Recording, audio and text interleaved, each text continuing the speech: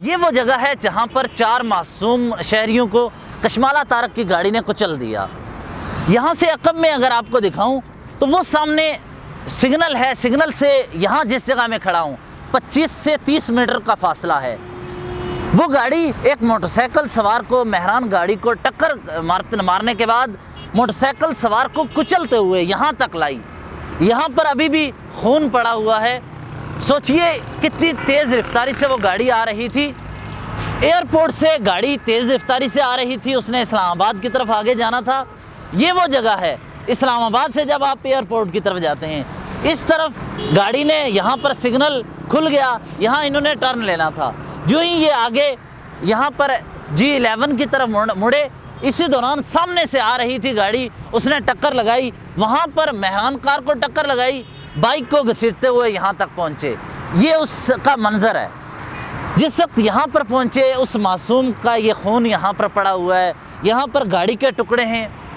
اب ہماری جس وقت مرنے والوں کو، جہاں بحق ہونے والے افراد کے لاحقین سے بات چیت ہوئی، ان کے خاندان سے بات چیت ہوئی، ان کا یہ کہنا تھا کہ ہم نے اپنے بچوں کو ANF کے ٹیسٹ کے لیے بھیجا تھا۔ مانسیرا سے تعلق رکھتے تھے نوجوان، ANF کا ٹیسٹ دینے کے لیے آئے تھے۔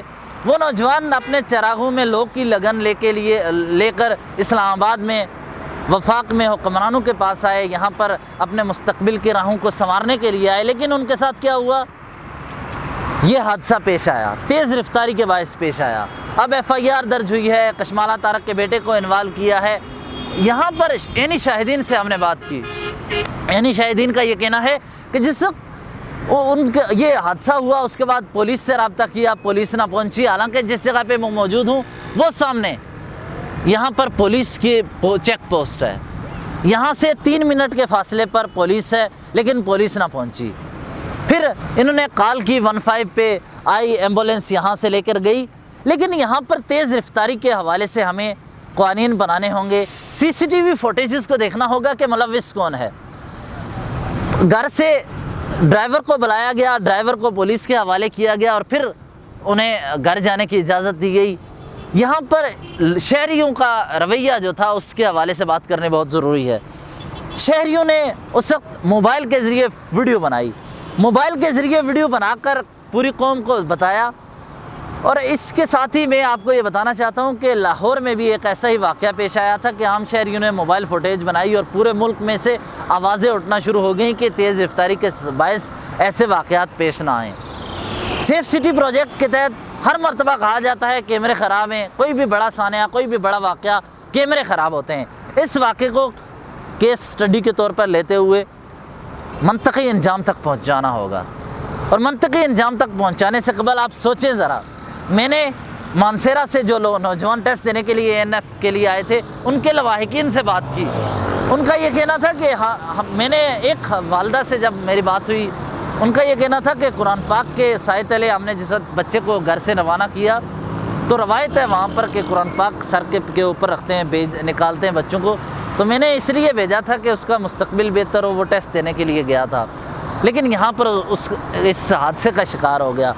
سوچئے یہ 4 جانیں نہیں تھیں، ان کے ساتھ 4 خاندان تھے، ان کا مستقبل جوڑا تھا تیز رفتاری کی وجہ سے۔ اور جب ہم نے عینی شاہدین سے بات کی، وہ بھی ویڈیو آپ اس ویڈیو کے ساتھ ہی دیکھ سکتے ہیں اسی پلیٹ فارم پر۔ وہ یہ کہتے ہیں کہ اتنی تیزی سے گاڑی آ رہی تھی اور ان کی ریڈ لائٹ ہو چکی تھی، ان کی اپنی غلطی تھی۔ یہاں سے یہ جو گاڑیاں ہیں، ان کے لیے ٹریفک سگنل کھل چکا تھا، اس کے باوجود اس نے کہا کہ اب میں گزر جاؤں گا، چونکہ آخری گاڑی تھی، وہ تیزی سے آ رہی تھی ایئرپورٹ سے، اب وہ ایئرپورٹ کی طرف سے۔ اب اندازہ لگائیں کہ 25 میٹر تک آپ ایک بائک والے کو گھسیٹتے ہوئے لے کے جائیں اور اتنی تیزی سے ہوں کہ آپ کی گاڑی کے ایئر بیگز کھل جائیں، تو اس صورتحال میں ہمیں اس صورتحال سے بچنا چاہیے۔ لوگوں کے بارے میں بھی سوچیں، پیدل چلنے والے بھی انسان ہیں۔ یاد رکھیں پاکستان کے علاوہ پوری دنیا میں آپ جائیں، وہاں پر سب سے زیادہ خیال پیدل چلنے والوں کا رکھا جاتا ہے، اس کے بعد سائیکل سواروں کی باری آتی ہے، اس کے بعد بائکس چلانے والے ہوتے ہیں، اس کے بعد گاڑیوں کا دیکھا جاتا ہے۔ اور پڑھی لکھی قومیں سب سے پہلے یہ سوچتی ہیں کہ پیدل چلنے والوں کے لیے گاڑی روک دی جائے، لیکن یہاں پر کیا ہے، بائک سوار چھوٹی گاڑی اس کو کچل کے گزر جاتا ہے، پوچھنے والا کوئی نہیں۔ سرمایہ دارانہ نظام میں عام شخص کی زندگی کی ویلیو کوئی نہیں. ان 4 نوجوانوں کا معاملہ نہیں ہے، یہ ایک قوم کے مستقبل کا معاملہ ہے. ہر اس نوجوان کا مسئلہ ہے جو رات کے اس پہر 10 بجے 11 بجے 12 بجے اپنے مستقبل کے لیے نکلتا ہے. گزشتہ ہفتے انہی شاہراہوں پر پولیس نے ایک نوجوان کا قتل کیا ہے، بے دردی سے قتل کیا. 22 گولیاں اس کو ماری گئیں، اس کے سینے میں گولیاں ماری گئیں. کیا ہوا؟ جنگل کا قانون نہیں ہونا چاہیے. یہ جنگل کا قانون نہیں ہے، ریاست قانون کے تحت چلتی ہے، سڑکیں قانون کے تحت اس پر گاڑیاں چلائی جاتی ہیں. تو مجھے اجازت دیجیے، بڑے دکھ کے ساتھ یہ کہنا پڑتا ہے کہ ناحق کچھ لوگ مارے گئے اور ان کا خون یہ زمین پر ہے، خشک ہو رہا ہے، اور نہ جانے کس طرح بچہ جوان ہوتا ہے. یہ ان تیز رفتاری سے چلانے والے لوگوں کو نہیں پتہ کہ کس طرح گاؤں میں دیہاتوں میں خواتین اپنے بچوں کو جوان کرنے کے لیے اپنا سب کچھ داؤ پر لگا دیتی ہیں، ان کو پڑھانے کے لیے، ان کے مستقبل کے لیے. اور یہ اپنے ایک سگنل میں، اپنے 1 منٹ کی تیز رفتاری سے اگر وہ 1 منٹ رک جاتے تو کیا ہوتا؟ جتنی دیر میں یہ گفتگو کر رہا ہوں اتنی دیر میں آپ نے خود دیکھا ہے 2 مرتبہ سگنل کھل گیا ہے اور بند ہو گیا ہے. اتنی دیر کے لیے کوئی نہیں رک سکتا سگنل پر، اور 4 جانیں ضائع ہو گئیں.